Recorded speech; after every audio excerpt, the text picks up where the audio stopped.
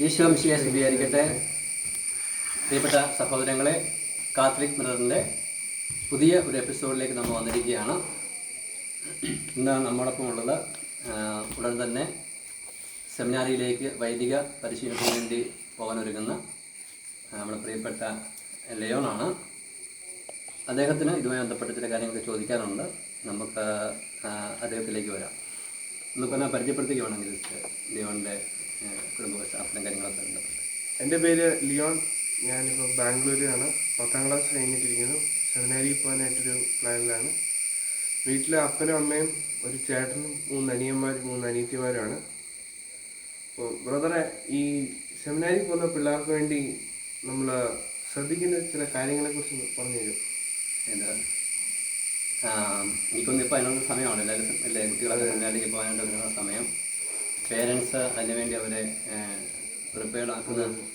അതുപോലെ തന്നെ സെമിനാരികളിൽ അതിൻ്റെ അധികാരികൾ അവരെ സ്വീകരിക്കാൻ വേണ്ടി വരുന്ന സമയം. അതുകൊണ്ട് നമ്മൾ ഈ വീഡിയോ ചെയ്യുന്നത് നല്ല പ്രോപ്പറായിട്ടുള്ളൊരു സമയമാണെന്ന് എനിക്ക് തോന്നുന്നു. ഈ വിഷയത്തെക്കുറിച്ച് പറയുമ്പോൾ വർഷങ്ങൾക്ക് മുമ്പ് നടന്നൊരു സംഭവം എൻ്റെ മനസ്സിലേക്ക് വരുന്നത്, നമ്മൾ ധ്യാനം നോക്കാറുണ്ടല്ലോ. ഒരിക്കൽ ധ്യാനം വിടാൻ വേണ്ടി ഒരു ഭർത്താവും ഭാര്യയും കൂടി വന്നു. അവർ ധ്യാനം കൂടിക്കഴിഞ്ഞ് വീട്ടിൽ ചെന്നിട്ട് എന്നെ വിളിച്ചു കഴിഞ്ഞിട്ട് അവരുടെ മോന് 10 വയസ്സ് താഴെ പ്രായമുള്ളൂ. മോനെ ഫോൺ കൊടുത്തു. അവൻ കുറച്ചധികം സംസാരിച്ചു. നല്ലൊരു കുട്ടിയാണ്. അവസാനം എന്നോട് പറഞ്ഞു, ബ്രദർ, എനിക്കൊരു അച്ഛനാകാൻ വേണ്ടി ആഗ്രഹമുണ്ട്. ഞാൻ എന്താ ചെയ്യേണ്ടതെന്ന് ചോദിച്ചു. അപ്പോൾ എൻ്റെ ഉള്ളിലേക്ക് പെട്ടെന്നൊരു ഇങ്ങനെ പറയാൻ വേണ്ടി വന്നു. ഞാൻ പറഞ്ഞു, മോൻ്റെ ഉള്ളിൽ അച്ഛനാകാൻ വേണ്ടിയുള്ളൊരു ആഗ്രഹമുണ്ടല്ലോ, ഈ ആഗ്രഹം ഒരിക്കലും ഇനി നഷ്ടപ്പെടാതെ കാത്തു സൂക്ഷിക്കണം. 2, ഈ ആഗ്രഹത്തെ നഷ്ടപ്പെടുത്തുന്ന കാര്യങ്ങളൊന്നും ചെയ്യാതിരിക്കണം. അതുപോലെ ഈ ആഗ്രഹം വർദ്ധിപ്പിക്കുന്ന കാര്യങ്ങൾ ചെയ്തുകൊണ്ടിരിക്കണം. എന്ന് പറഞ്ഞു കഴിഞ്ഞാൽ ഒരാൾ ഡ്രൈവറാകുന്നു, അല്ലെങ്കിൽ എൻജിനീയർ ആകുന്നു, ഡോക്ടറാകുന്നു. അതിൻ്റേതായ രീതിയിലുള്ളൊരു ചില പരിശീലനങ്ങളും പിന്നെ ബോധ്യം കാഴ്ചപ്പാടുകൾക്ക് ആവശ്യമുണ്ടല്ലോ. അപ്പോൾ ഒരാളൊരു പുരോഹിതനായി തീർണമെന്നുണ്ടെങ്കിൽ ആ പുരോഹിതൻ്റെ സ്റ്റാറ്റസിന് അനുസൃതമായ രീതിയിലുള്ള ചിന്തകൾ, പ്രവൃത്തികളെ, മനോഭാവങ്ങളൊക്കെ എപ്പോഴും ഉണ്ടായിക്കൊണ്ടിരിക്കണം. അതാണ് ഞാൻ ഉദ്ദേശിച്ചത്. അപ്പോൾ പൗരോഹിത്യത്തിലേക്ക് പോകാൻ വേണ്ടി ആഗ്രഹിക്കുന്ന, ഉള്ളിൽ ആഗ്രഹമൊക്കെ വന്നിട്ടുള്ള കുഞ്ഞുമക്കളൊക്കെ ഉണ്ടെങ്കിൽ അവരോട് എനിക്ക് പറയാനുള്ളതും, അല്ല അവരുടെ പേരൻസ് പറയാനുള്ളതും, ഈ ആഗ്രഹത്തെ നഷ്ടപ്പെടുത്തുന്ന, തളർത്തിക്കളയുന്ന കാര്യങ്ങളൊന്നിലേക്കും ഏർപ്പെടേണ്ടിയാകരുത്. ഒത്തിരി കാര്യങ്ങളുണ്ട്. ഇന്നത്തെ കാലത്ത് ചെറുപ്പക്കാരുടെ നല്ല ദൈവവിളി ഉണ്ടെങ്കിലും, നല്ല ആഗ്രഹം ഉണ്ടെങ്കിലും, അത് തളർത്തിക്കളയ ഒത്തിരി സോഷ്യൽ മീഡിയയുടെ ഒക്കെ പ്രശ്നം ഉള്ളതുകൊണ്ട്, പിന്നെ വേണമെങ്കിൽ തെറ്റായ കൂട്ടുകെട്ടുകൾ വരാം. ഇങ്ങനെ പല പല സാഹചര്യങ്ങൾ ഉള്ളതുകൊണ്ട് ഉള്ളിലുള്ള ഈ ദൈവവിളിയാകുന്ന അഗ്നിമനം നമുക്ക് കെട്ടുപോയേക്കാം. അപ്പം അത് കളയാതെ കാത്തു സൂക്ഷിക്കുക. 2, ഇതിലേക്ക് നമ്മുടെ ആഗ്രഹത്തെ വളർത്തുന്ന കാര്യങ്ങൾ. വളർത്തുന്ന ഏറ്റവും പ്രധാനപ്പെട്ട കാര്യം എന്താണ്? ഈശോ എന്ന വ്യക്തിയോടുള്ള, നമ്മുടെ രക്ഷകനായ ഈശോയോടുള്ള നമ്മളുടെ ഹൃദയത്തിലെ സ്നേഹമാണ്. അത് ഹൃദയത്തിൽ ഇങ്ങനെ നമ്മൾ ആ സ്നേഹം വർദ്ധിപ്പിച്ചുകൊണ്ടിരിക്കണം. അതിനെ സഹായിക്കുന്ന കാര്യങ്ങളാണ് നമ്മൾ വളരെ യോഗ്യതാപൂർവ്വം നമ്മൾ പരിശുദ്ധ കുർബാനയിൽ ദിവസവും പങ്കെടുക്കുക. അതിപ്പം മോന് വൈദികനാൻ പോകുന്നു. മോൻ വൈദികനാൻ പോകുന്നതിൽ ഏറ്റവും പ്രധാനപ്പെട്ട ഒരു ലക്ഷ്യം ഈശോയുള്ള സ്നേഹത്തെ പ്രതി ബലിയർപ്പിക്കാൻ വേണ്ടിയാണ്. അപ്പം അത് ഇപ്പോൾ തന്നെ ആ ഒരു ബലിയർപ്പണം നമ്മൾ എന്തുമാത്രം ഭക്തിപൂർവ്വവും ഹൃദയത്തിൽ നിന്നും ഈശോയുള്ള സ്നേഹത്തെ പ്രതി ആകാമോ അത് ചെയ്തുകൊണ്ടിരിക്കുക. മറ്റൊരു പ്രധാനപ്പെട്ട കാര്യം, വീട്ടിൽ വെച്ച് തന്നെ നമ്മൾ ഒരുപക്ഷെ നമുക്ക് ഒരുമാതിരി നല്ലൊരു സൗകര്യങ്ങളിലും ഒക്കെ ആയിരിക്കും നമ്മൾ ജീവിച്ചു പോകുന്നത്. കുടുംബത്തിലൊക്കെ ആയിരിക്കുമ്പോഴേ നമ്മുടെ ഇഷ്ടത്തിനനുസൃതമായ കാര്യങ്ങളൊക്കെ നമ്മൾ വീട്ടിലൊക്കെ ആയിരിക്കുമ്പോൾ നമുക്കൊന്നും ചെയ്യാൻ വേണ്ടി പറ്റും. പക്ഷേ നമ്മൾ സെമിനാരിലേക്ക് പോകുമ്പോൾ ഒന്നാമത്തെ കാര്യം, നമ്മളുടെ ഇഷ്ടങ്ങളെ നമ്മൾ വേണ്ടാന്ന് വെച്ച് ദൈവത്തിൻ്റെ ഇഷ്ടം നിറവേറ്റാൻ വേണ്ടി അങ്ങോട്ട് പോകുന്നത്. അപ്പോൾ നമുക്ക് വീട്ടിലുള്ള പോലെ സൗകര്യങ്ങളൊന്നും ഇവിടെ കാണാൻ നിർബന്ധമില്ല. നമ്മുടെ വീട്ടിലുള്ള ആൾക്കാരുടെ കാണാൻ നിർബന്ധമില്ല. അവരുടെ സ്വഭാവ രീതികൾ, പെരുമാറ്റങ്ങൾ, പിന്നെ നമ്മളോട് അനുസരിക്കാൻ വേണ്ടിയാണല്ലോ നമ്മൾ പോകുന്നൊരു കാരണം തന്നെ. അപ്പോൾ ഇതെല്ലാം നമ്മളുടെ ഇഷ്ടങ്ങൾക്ക് വിരുദ്ധമായിരിക്കുന്നത് നമുക്ക് ഭയങ്കരമായിട്ട് നമുക്ക് ഒരു അസ്വസ്ഥ ഉണ്ടാകാൻ സാധ്യതയുണ്ട്.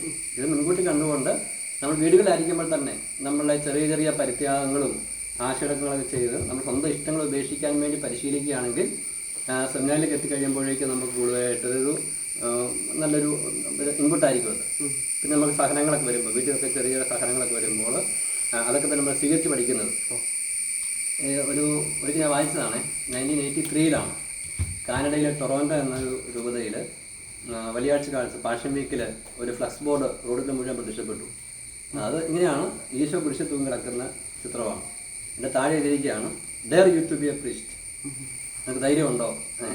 എന്താ ധൈര്യം? ഈ കുരിശ് തൂങ്ങി കിടക്കുന്ന ഈശോയെ അനുഗമിക്കാൻ, കുരിശുമെടുത്ത് അനുഗമിക്കാൻ, ഈശോയുള്ള സ്നേഹത്തെ പ്രതി ആത്മാക്കൾ നേടാൻ വേണ്ടി ഇതുപോലെ കുരിശിൽ കയറാൻ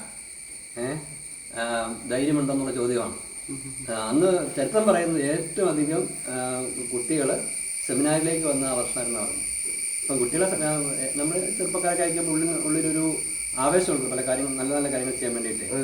അപ്പം അത് ഈശോ കൊടുത്തിരിക്കുന്ന ആ ഒരു കഴിവ്, ഈശോയെ സ്നേഹിക്കാൻ വേണ്ടി ത്യാഗങ്ങൾ ചെയ്ത് സഹനങ്ങൾ ഏറ്റെടുത്ത് ഈശോയ്ക്ക് വേണ്ടി ചെയ്യാനുള്ള ഒരു നല്ല പ്രൊമോഷൻ കിട്ടിക്കഴിയുമ്പോൾ അവരതിലേക്ക് പോകുന്ന പറയുന്നത്.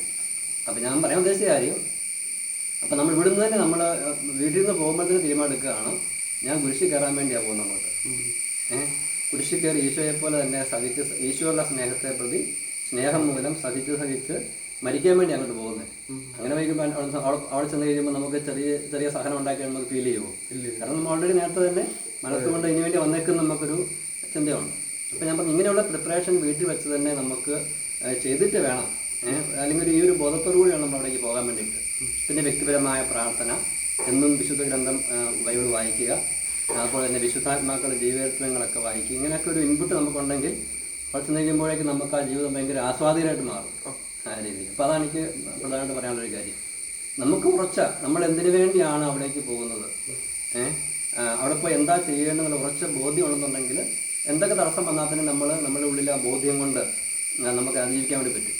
ഒരു ശ്രീബുദ്ധൻ കേട്ടില്ലേ? ശ്രീബുദ്ധൻ അദ്ദേഹം ഒരിക്കൽ പറഞ്ഞത്, അലർപ്പാഞ്ഞു വരുന്ന വെള്ളച്ചാട്ടത്തെ മനുഷ്യനെ മനുഷ്യൻ്റെ കഴിവുകൾ കൊണ്ട് തടഞ്ഞു നിർത്താൻ വേണ്ടി പറ്റും.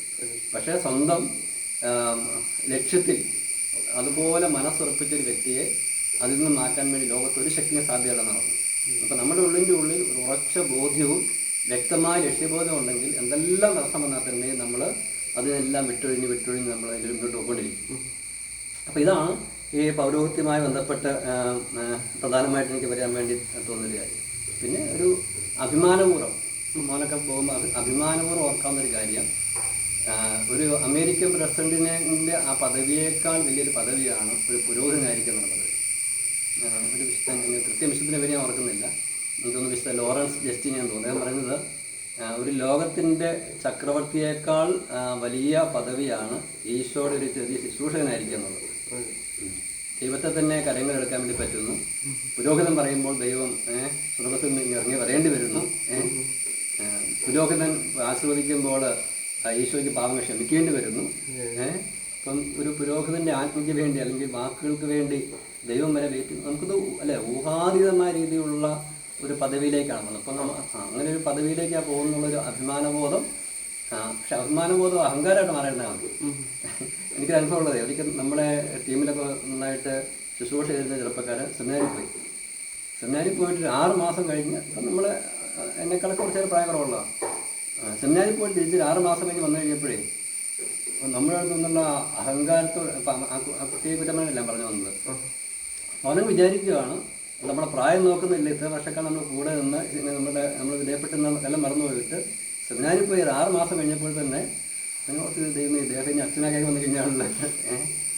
അപ്പം അങ്ങനെ നമുക്കുള്ള പദവി എന്തിനു വേണ്ടിയാണത്? ഈശോയുള്ള സ്നേഹത്തെ പ്രതി അൽമാരെ ശുശ്രൂഷിക്കാൻ വേണ്ടിയാണ്. ഈശോ ഒരിക്കൽ പറഞ്ഞിട്ടുണ്ട് ഇങ്ങനെ അപ്പോസ്തലന്മാരോട്, അല്ലെങ്കിൽ നമ്മൾ പുരോഹിതന്മാരുള്ള ഈശോ വാക്കതാണ്, നിങ്ങൾ വിജാതിരെ പോലെ മറ്റുള്ളവരെ ഭരിക്കാൻ വേണ്ടി പോകരുത്, മറിച്ച് ശുശ്രൂഷകരാകണം. അൽമാരുടെ ശുശ്രൂഷകരാകാൻ വേണ്ടിയുള്ളൊരു ഈശോയുള്ള സ്നേഹത്തെ പ്രതി അൽമാരെ യജമാന്മാരെ കണ്ടുകൊണ്ട് അവർക്ക് ശുശ്രൂഷ ചെയ്യാനുള്ളൊരു പദവിയായിട്ട് ഇതിനെ കാണും. അല്ലെങ്കിൽ നമ്മൾ കുറച്ചാളെ അഹങ്കാരത്തിൽപ്പെട്ടുപോയി നമ്മളങ്ങനെ നമ്മളുടെ അഭിഷേകം നഷ്ടപ്പെടുത്തി കളയും.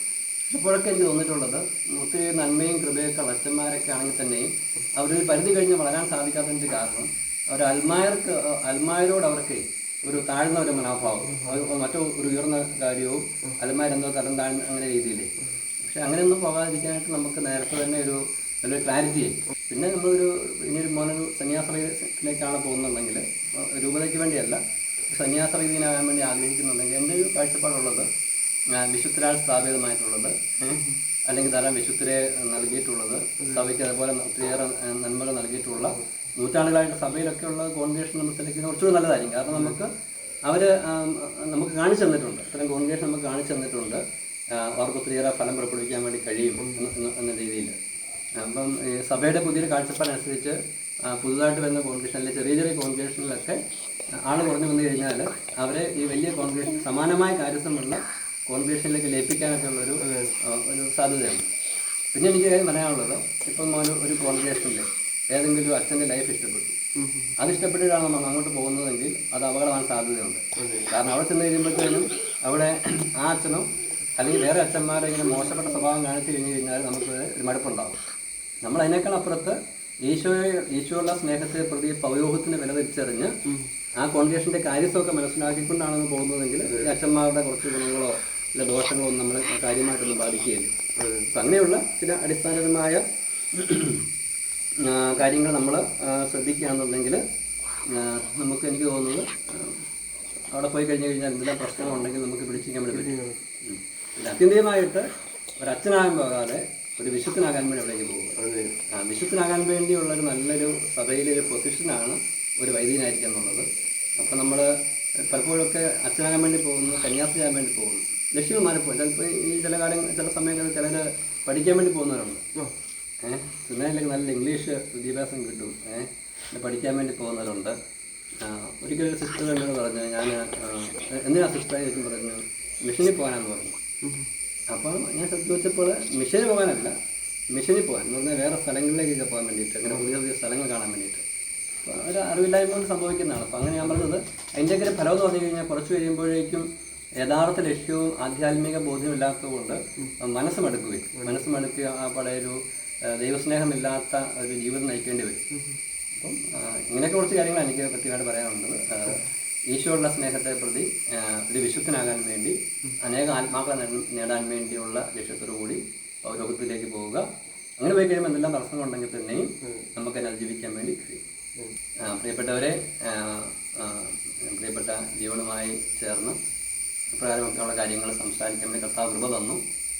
ഇതുമായി ബന്ധപ്പെട്ട് നിങ്ങൾക്ക് കൂടുതൽ എന്തെങ്കിലും ബോധ്യങ്ങൾ പങ്കുവയ്ക്കാനുണ്ടെങ്കിൽ കമൻറ്റ് ബോക്സിൽ അത് രേഖപ്പെടുത്തുക. നമുക്ക് ആരോഗ്യകരമായ രീതിയിൽ ഇതേക്കുറിച്ച് ചർച്ച ചെയ്യാൻ വേണ്ടി സാധിക്കും. വീണ്ടും മറ്റൊരു വിഷയമായിട്ട് അടുത്ത എപ്പിസോഡിൽ വീണ്ടും വരും. ഈശോ എല്ലാം സമർത്ഥമായിരിക്കട്ടെ. ആമേൻ. ഈശോ മിശിഹായ്ക്ക് സ്തുതിയായിരിക്കട്ടെ.